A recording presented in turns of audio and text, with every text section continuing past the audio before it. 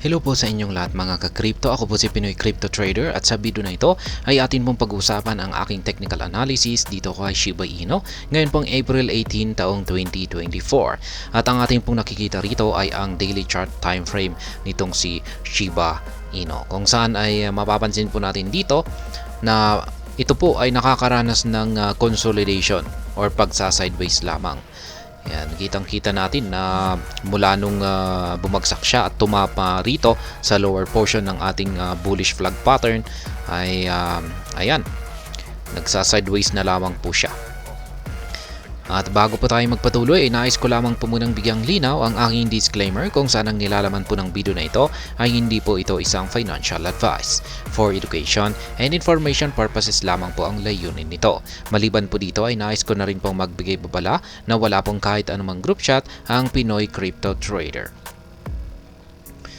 At ayan, check po muna natin ang kanilang latest na tweet dito sa kanilang official X account. Kung meron bang bago. Ayan po, meron last 15 hours ago. Sabi rito ay saddle up SHIB Army.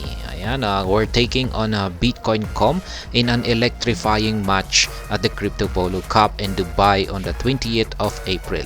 We're all set to showcase teamwork, agility, and the bold spirit of our community. This isn't a game, it's a celebration of unity and strength. Ayan po. SHIB versus or vs Bitcoin.com. Isa po itong event. Ayan, na magaganap sa bansang Dubai. Ayan, isa po itong electrifying match. Ayan, sa Crypto Polo Cup sa bansang Dubai. Yan po ay magaganap sa April 20. Ayan, sa araw na rin po kung kailan magaganap ang Bitcoin halving. Yan, ito raw ay magpapakita raw sa teamwork, yan, agility at saka bold spirit ng community ng SHIB Army. Ayan. Ayan lamang po yung kanilang latest na update dito sa kanilang official na Twitter. Ayan po yung kanilang, dito naman po kay SHIB burn ay bumagsak po yung burn rate natin ng negative 92.12%. Ayan, last 24 hours ay meron lamang pong nasunog na 1.9 million na SHIB tokens. At ayan, dito naman po sa ranking, ayan, check natin yung ranking.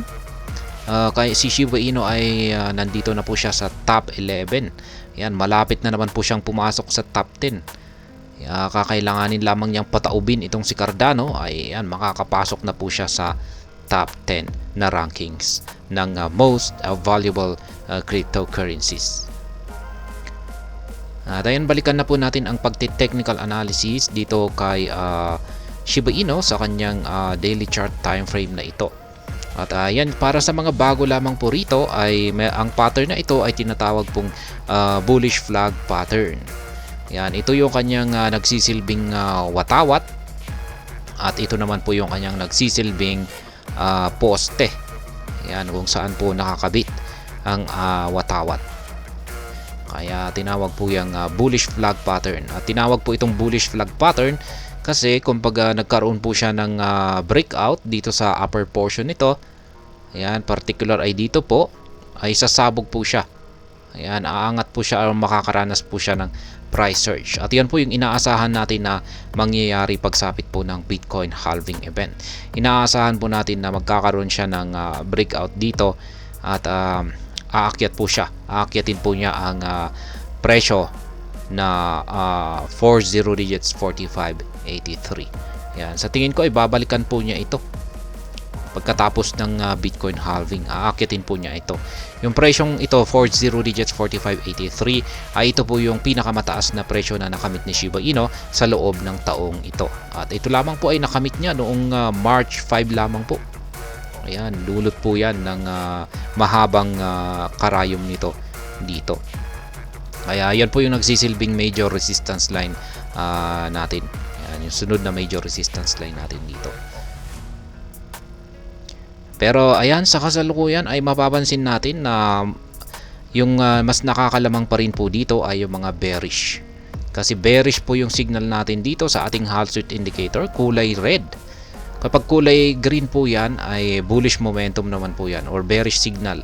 yung ipinapakita nito kapag kulay green yung katawan ng ating hazard indicator. Pero pag nagbago yan at naging kulay red, ay bearish naman po yan. Ibig pong sabihin ay yung sellers ang nakakalamang kung saan ay mas matlakas yung kanilang pwersa na kung saan ay tinutulak po nila ang presyo ni Shiba Inu para bumagsak. Sang-ayon na rin po ang ating QQE mode indicator dito. Kapag kulay red ang mga nabubuong QQE bars nito ay bearish na rin yung signal nito. Pero yung mga sukat nito ay nagbibigay rin po ito ng signal. Ayan, kung pag lumalaki yung mga sukat nito, ay ibig sabihin ay mas lalong lumalakas ang pwersa ng mga sellers. Pero sa ngayon, sa kasalukuyan ay mapapansin po natin na halos magkakapantay yung sukat ng mga nabubuong QQE bars natin dito. Kung ganyan po yung nakikita natin na pantay-pantay yung kanilang mga sukat, ibig pong sabihin ay magko-consolidate ang presyo or nasa consolidation mode or nasa pagsa-sideways na kalagayan ang market price ni Shiba Inu. Kaya yan na nga, yung napapansin natin ngayon, nagko-consolidate lamang po siya. Yan. Pero sa bandang huli, yan, lalong-lalo na at nalalapit ang Bitcoin halving event, ay inaasahan po natin na pagsapit mo ng mga April 20 or April 21 ay magkakaroon siya ng breakout dito. Yan, at saka isusunod niya rin dito bago siya magpakita ng isang price surge or makaranas ng isang mabilisang pag-angat sa kanyang presyo. Kaya nandito po talaga yung susi, yung breakout niya dito sa upper portion ng ating bullish flag pattern na ito. Kung dito po siya nagkaroon ng breakout, ay dito po siya makakaranas ng isang price surge. At ayan, pagdating naman po sa ating pag-i-spot trading ay sayang po talaga. Mukhang walang pagkakataon para matamaan yung ating buy pending position dito sa 40 digit 776. Samantala kay Bitcoin, buti pa kay Bitcoin, tinamaan niya yung kanyang major support line dito. Na-content po natin siya kanina. Ayan, check lang natin. Ayan. Kaya yan, ang saya-saya po. Ang saya ko po dito kay Bitcoin kasi at least pinatamaan po niya yung major support line natin dito na 60k or 60,637. Ayan, ang saya-saya ko po diyan kasi nakabili ako rito. Pero pagdating po rito kay Shiba Inu ay wala pa rin. Yan, mukhang malabo na nga na patamaan niya yung support line natin dito na 40 digits 1776. Pero ayan, hindi pa rin ako nawawalan ng pag-asa. Ayan, at least bumili naman ako rito. Ayan, sa mga dito sa upper portion ng lower part ng ating bullish flag pattern na ito. Ayan, pero ayan, nakalagay pa rin po rito. Nakabang pa rin naman po yung aking buy pending order dito sa 40 digit 1776.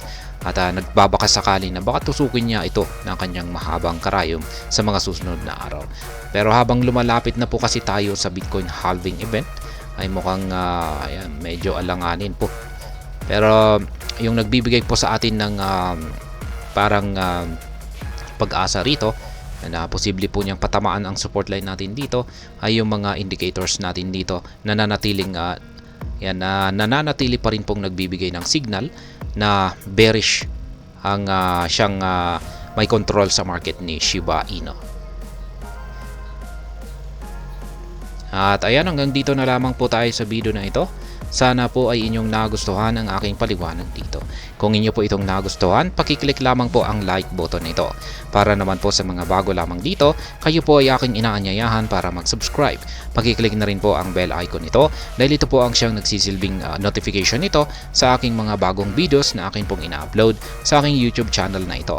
Marami pong salamat sa panonood. Ingat po tayo lagi at God bless po sa ating lahat.